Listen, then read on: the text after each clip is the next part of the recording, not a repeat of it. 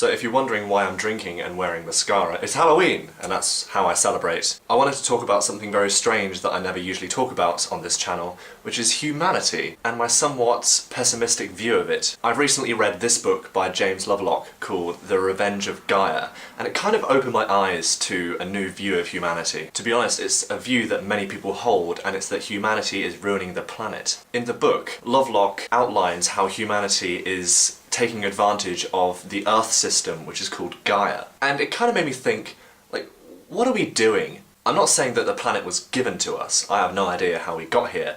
I'm just saying that we're abusing the right that we have to be here. The amount of carbon dioxide which is being pumped into the atmosphere is increasing all the time, and it doesn't look like it's going to go down. In fact, there may be a threshold to which we've passed and there's no going back. When temperature increases, carbon dioxide levels increase as well, and it's kind of like a vicious cycle. And it seems to me that even though humans are to blame, we're not really doing anything about it. And yes, sure, environmentalists exist, but they don't have a very big impact on the rest of the world. And even if they did, no one important is really listening to the view that we need to change something. It's simply too efficient to use coal and oil and gas to produce energy. And the solution may be something different than everyone thinks that it might be. The solution that many environmentalists hold on to is biofuels. But this solution wouldn't work at all, because the amount of plants that we're growing is already reaching dangerous levels. If we produce more plants just for biofuels, it would probably ruin the planet. The solution is actually nuclear energy. And what's holding back this progression of making a cleaner planet through nuclear energy is the public worry about it. And why are people worried about nuclear energy? It's because humans are fucking stupid. Seriously, we believe anything that we're told. The media blew Chernobyl out of proportion. And that goes for every other nuclear disaster that's ever happened, which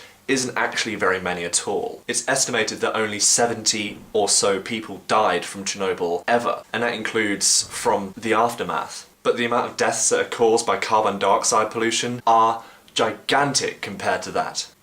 Another reason why humans are fucking stupid, we do fucking stupid, inane, violent things to each other. Now, animals have been seen to commit homicide, but on very, very rare occasions. We do it so much, it's ridiculous. And genocide, this activity is unique to the human race.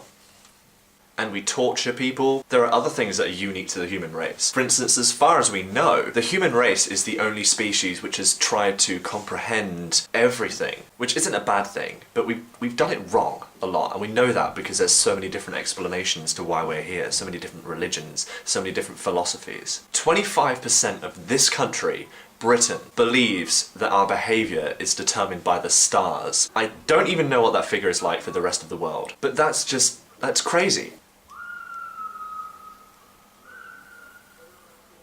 You see why it's difficult to make a video here? Fucking humans. So then if the human race really is stupid, can we really say with any certainty that there's a purpose to life at all? Now I know that I said, does there have to be a reason? Maybe we're just an accident. And to an extent I still agree with myself. But I've been thinking it over for a few weeks now, and I have this answer to my question, is there a purpose to life? There are two types of purpose to life, which I'll now lay down for you. There are objective purposes, and these are very simple. Mate and survive. It's the only reason we have a sex drive, and it's the only reason we have adrenaline rushes and things like that to keep us alive. And it's why our brain isn't actually adapt to thinking about profound things like science and life. They're adapt to thinking about staying alive and fucking, basically. But then there is a second type of purpose to life, and it's the subjective purpose to life. We know that this exists because there's so many different explanations to why we're here. Humanity has tried for thousands of years to formulate this idea of where we come from, what the universe is about. And most people on this planet, an overwhelming majority of people, do have a purpose, and they believe it, and they have a reason to stay alive, which is beyond mating and surviving. And I feel jealous, man. I feel so jealous of those people because I don't have one. I don't have a subjective purpose to staying alive, which kind of sounds very depressing. But I need to find one. I'm gonna go for a search. I'm gonna search for a subjective purpose to life which I am content with. So to start this chain of questions about life, Coqual, I'm going to answer the question, why do humans muse and animals supposedly don't?